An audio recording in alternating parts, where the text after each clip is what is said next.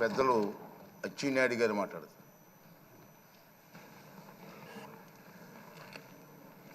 అధ్యక్ష, 16వ శాసనసభకి శాసనసభాపతిగా, అందులో మా ఉత్తరాంధ్ర జిల్లాల నుంచి 5వ శాసనసభాపతిగా ఎన్నికైనందుకు తెలుగు ప్రజల తరపున, ముఖ్యంగా ఉత్తరాంధ్ర ప్రజల తరపున, తెలుగుదేశం పార్టీ తరపున హృదయపూర్వకంగా మీకు అభినందనలు తెలియజేస్తున్నాను. స్వాతంత్రం వచ్చిన తర్వాత 37 సంవత్సరాలు కొన్ని వర్గాలకే పరిపాలన పరిమితమైనటువంటి సందర్భంలో 1982వ సంవత్సరంలో విశ్వవిఖ్యాత నట సార్వభౌములు నందమూరి తారక రామారావు గారు తెలుగుదేశం పార్టీ స్థాపించారు. స్థాపించిన రోజే ఈ పార్టీ బడుగు బలహీన వర్గాల పార్టీ, అందులో బలహీన వర్గాల పునాదులపైన పుట్టిన పార్టీ అని చెప్పి ప్రకటించడమే కాకుండా డే 1 నుంచి బలహీన వర్గాలకి ఆ అవకాశాన్ని ఇచ్చిన విషయం ఒక్కసారి గుర్తు చేస్తున్నాను. అందులో భాగంగానే బలహీన వర్గాలకు చెందినటువంటి అయ్యన్న పాత్రుడు గారు అతి చిన్న వయసులోనే శాసనసభకి అవకాశం ఇచ్చినటువంటి నాయకుడు ఎన్టీ రామారావు గారు తెలుగుదేశం పార్టీ అని చెప్పి బలహీన వర్గాల వ్యక్తిగా గర్వంగా చెప్పదలుచుకున్నారు. మీరు 42 సంవత్సరాల సుదీర్ఘ రాజకీయ ప్రయాణంలో అనేక పదవులు మీరు చేశారు.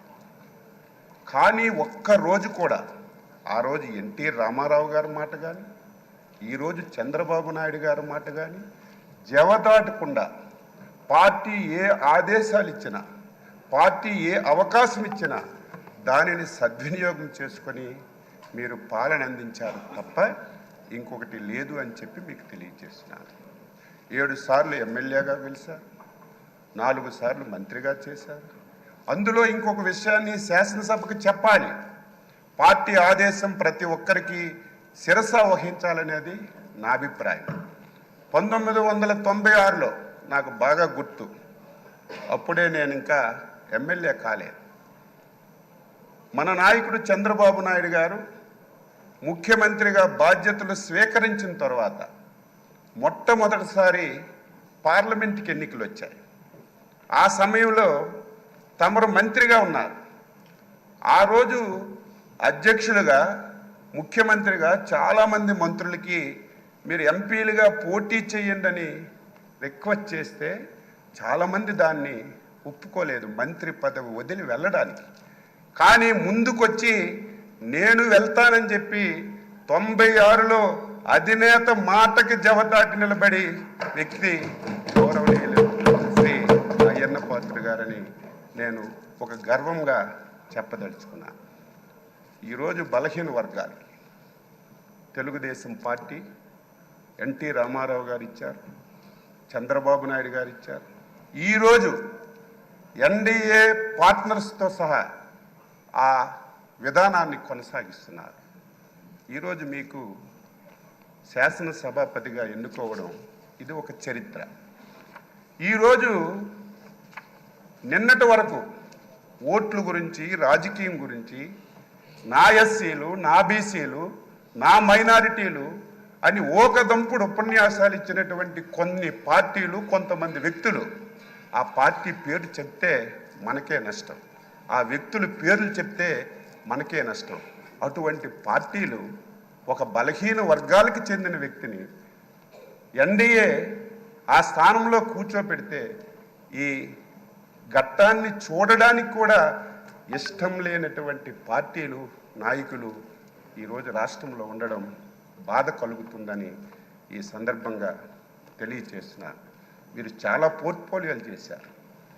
ఏ పోర్ట్ఫోలియో చేసినా ఆ పోర్ట్ఫోలియోనే వన్ని తీసుకొచ్చారు. ఆ పోర్ట్ఫోలియోల ద్వారా ఈ రాష్ట్రానికి ఎనలేనటువంటి మేలు చేశారు.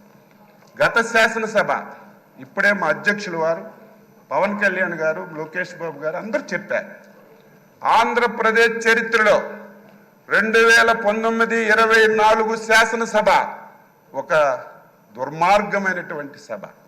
ఆ సభలో నేను కూడా సభ్యుడిగా ఉన్నాను. 23 మంది ఎమ్మెల్యేలు మాట్లాడడానికి అవకాశం లేదు, మా వైపు చూడలేదు. చూడకపోయినా మా స్థానాల్లో మేము గౌరవంగా కూర్చున్నా సరే మొత్తం మా దగ్గరికి వచ్చి తల్లిదండ్రుల్ని, కుటుంబాలని, పర్సనాలిటీని, వ్యక్తులని బండబూతులు తిట్టి ఈ సభలోకి ఎందుకు వచ్చాం? రాని వాళ్ళే అదృష్టవంతులని బాధపడినటువంటి రోజులు, చెవుట్లో కాటన్ పెట్టుకొని వినలేనటువంటి రోజులు గత శాసనసభలో మేము ప్రత్యక్షంగా చూసాం అధ్యక్ష. ఈరోజు తెలంగాణ ఉద్యమం అద్భుతంగా జరిగింది, కానీ ఎప్పుడు శాసనసభ్యుల మీద భౌతిక దాడులు ఎప్పుడూ జరగలేదు.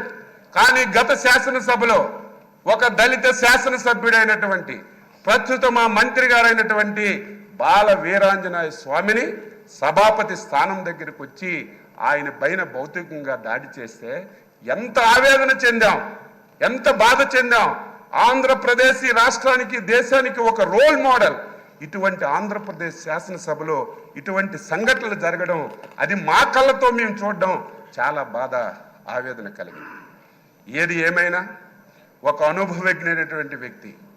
ఈ రోజు వరకు మీ అవతారం ఒకటి, ఈ రోజు నుంచి మీ అవతారం మార్చాలి. ఎందుకంటే రాజకీయాలు చేసేటప్పుడు పదునైన మాటలు మాట్లాడాలి. ప్రతి ఒక్కడు విమర్శించేటప్పుడు వారికి సమాధానం చెప్పాలి. కానీ ఈ రోజు నుంచి మీరు శాసనసభాపతి. నా కోరిక, నా ఆశయం బలహీన వర్గాల తరపున మీకు కోరుతున్నాను. ఈ సభ 2024-29 శాసనసభ మా బలహీన వర్గాలకు చెందినటువంటి చింతకాయల అయ్యన్న పాత్ర గారి నాయకత్వంలో ఒక దేశానికి ఒక రోల్ మోడల్గా ఈ సభ ఉండాలి.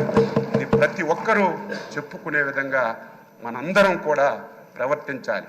దాదాపుగా 78 మంది, నాకు సరిగా ఇంక తెలియదు, మొదటిసారి శాసనసభ్యులుగా 88 మంది. కొంతమంది ఒకసారి 2 సార్లు అయ్యారు. నేను కూడా 6 సార్లు శాసనసభగా ఎన్నికయ్యే అవకాశం మా నాయకులు శ్రీ నారా చంద్రబాబు నాయుడు గారు ఇచ్చారు. ఆయన ఎప్పుడైతే ముఖ్యమంత్రిగా బాధ్యతలు స్వీకరించారో అప్పుడే నేను ఎమ్మెల్యే అయ్యాను. నేను కూడా సభ్యులందరికీ కోరుతున్నాను, ఎవరమైనా సరే కొంతమంది వ్యక్తుల పేర్లు ఈ శాసనసభలో వినడానికి వీలు లేదు. పార్టీల పేర్లు ఎక్కర్లేదు. ఎవరు ఏది చెప్పినా స్వచ్ఛంగా మనం సమాధానం ఇద్దాం. రాష్ట్ర ప్రయోజనాల గురించి పనిచేద్దాం. ఈ పార్టీ మీద ఒక అచంచలమైన విశ్వాసంతో, ఎన్డీఏ మీద ఒక అచంచలమైనటువంటి ఒక నమ్మకంతో ఒక మ్యాండేట్ ఇచ్చారు. దీన్ని మనందరం కలిసి మంచిమైనటువంటి చర్చలు జరిపి మంచిగా ఈ సభను తీసుకెళ్దామని ఒక్కసారి తెలియజేస్తూ, మరొకసారి హృదయపూర్వకంగా మీకు అభినందనలు తెలియజేస్తూ, ఈ అవకాశం ఇచ్చినందుకు మీకు ధన్యవాదాలు తెలియజేస్తూ సెలవు తీసుకుంటున్నాను.